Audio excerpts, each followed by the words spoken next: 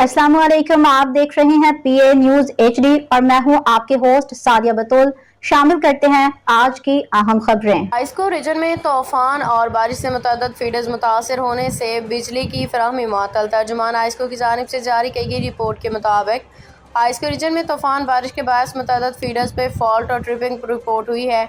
मुतासर फीडर्स में मुमताज़ स्टील, लोही भीर, मीर आला, H8, I9, I8, मरकज़ और रेलवे रोड शामिल हैं।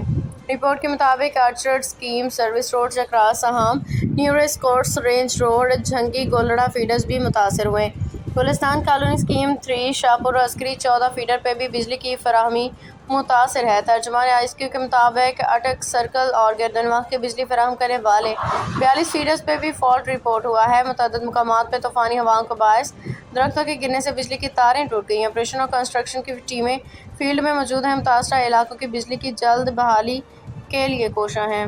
न्यूज स्टूडियो से अब तक के लिए इतना ही। मजीद खबरों और अपडेट्स के लिए देखते रहिए पीए न्यूज एचडी।